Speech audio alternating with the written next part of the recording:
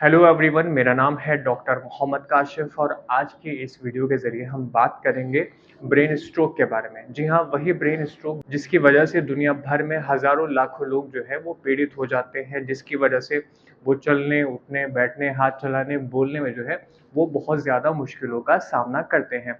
तो असल में ये ब्रेन स्ट्रोक है क्या?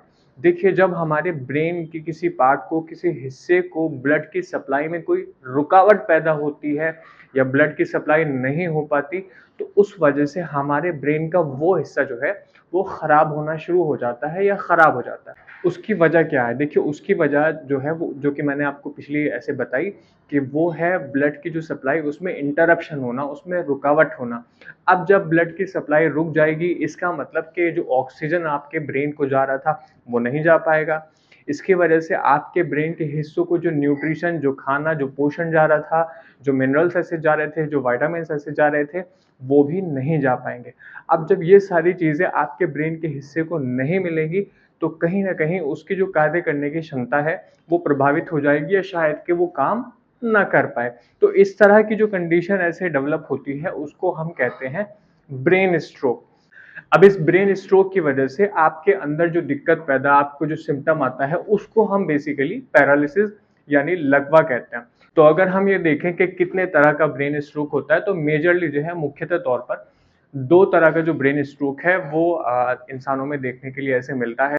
तो सबसे पहला जो है वो है ischaemic brain stroke. Ischaemic brain stroke में बेसिकली क्या होता है कि आपकी जो खून की नस है, जो आपकी आर्टरी है, जो आपके ब्रेन के पर्टिकुलर पार्ट को, हिस्से को सप्लाई देती है, उसमें कोई क्लॉट आ जाता है। बोलते हैं कि थक्का जम गया, रुकावट आ गई या उसमें कोई क्लॉट आ गया।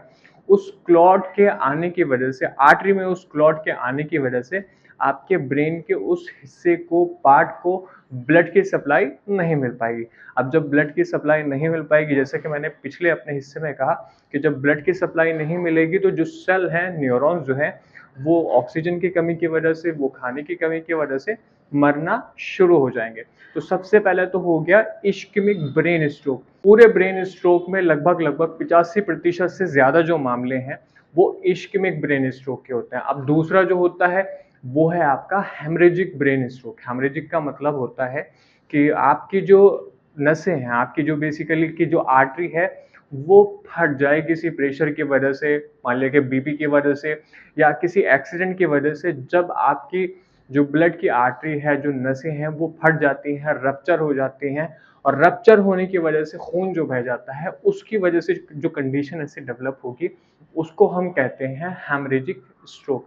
दोनों जो है बहुत ही गंभीर ऐसे दिक्कतें हैं, दोनों गंभीर तरह की ऐसे परेशानियाँ हैं।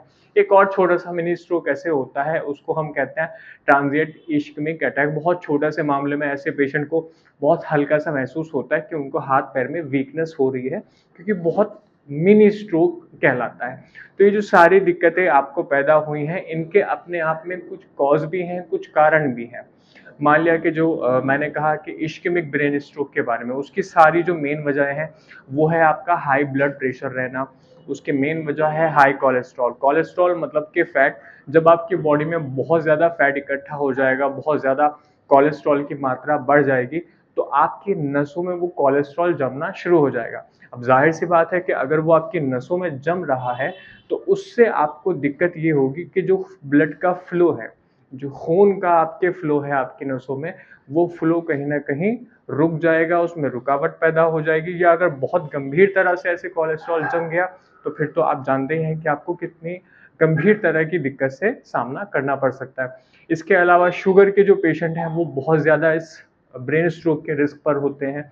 इसके अलावा जो ओबेस ऐसे पेशेंट होते हैं, जो मोटापे के शिकार ऐसे मरीज़ होते हैं, वो कहीं न कहीं ब्रेन स्ट्रोक के रिस्क पर बहुत ज़्यादा होते हैं। दूसरा हेमरेजिक, हेमरेजिक के बारे में आप जानते हैं कि अगर ब्लड प्रेशर बहुत ज़्यादा है, तो कहीं न कहीं हेमरेजिक यानी जो खून के ऐसे नसें हैं, वो फट सकती हैं, वो रप्चर हो सकती हैं या फिर कोई एक्सीडेंट ऐसे हो जाए, उसकी वजह से भी ये सारी दिक्कतें जो हैं, वो पैदा हो सकती हैं। तो जितने ऐसे पेशेंट होते हैं, उनको इन जो दिक्कतें ऐसे मैंने बताई हैं, उन दिक्कतों पर ख़ास ख़्याल रखना होता है। अक्सर जब पेशेंट ऐसे क्लिनिक में आते हैं और बताते हैं कि स्ट्रोक आया, तो उनमें से ज़्यादातर के साथ ये हो रहा होता है कि वो जो अपनी ब्लड थिनर्स खा रहे होते हैं, खून को पतला करने की दवाइयाँ, कोलेस्ट्रॉल की जो दवाइयाँ हैं, बीपी की जो दवाइयाँ हैं, वो उन्होंने उस पर्टिकुलर टाइम के लिए छोड़ दी होती हैं कि सर शादी में गए थे या किसी फंक्शन में गए थे, तो उस समय हमने क्या किया कि उस समय हमने जो है दवाइयाँ नहीं ली। अब उस दवाई को 1 दिन, 2 दिन, 3 दिन ना लेने की वजह से आपको ब्रेन स्ट्रोक जैसी गंभीर बीमारी से पीड़ित होना पड़ सकता है। सिम्पटम्स के बारे में जो लक्षण ऐसे देखने के लिए मिलते हैं, आप जानते ही हैं, जब किसी को ब्रेन स्ट्रोक आएगा, ब्रेन स्ट्रोक के बाद में जो दिक्कतें ऐसे डेवलप होंगी, पेशेंट कहेगा कि मेरे हाथ-पैर सुन्न हो गए हैं, बहुत कमज़ोर हो गए हैं, ये शायद चल ही नहीं पा रहे।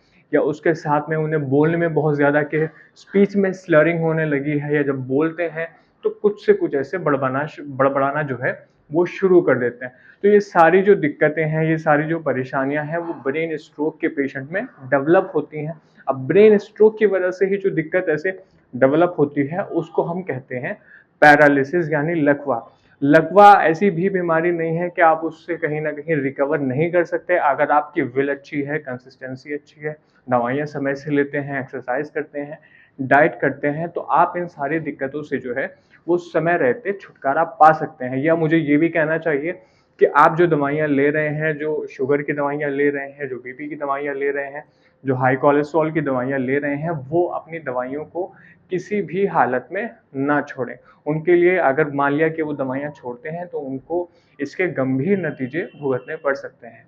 मैं समझता हूँ कि आज मैंने इस वीडियो के ज़रिए जो आपको इन्फॉर्मेशन दी है ब्रेन स्ट्रोक के बारे में, पैरालिसिस के बारे में, वो आपको बहुत हद तक समझ में आई होगी। फिर भी कोई सवाल है, कुछ पूछना चाहते हैं, मुझसे कुछ पूछना चाहते हैं, कुछ समझना चाहते हैं, या किसी पर्टिकुलर टॉपिक के ऊपर आप चाहते हैं कि हम लोग वीडियो बनाएँ, तो नीचे कमेंट सेक्शन में आप लिख भी सकते हैं, या अगर कोई आपकी क्वेरी है, तो आपको नीचे नंबर दिया जा रहा है, उस नंबर पर आप कॉल भी कर सकते हैं। धन्यवाद।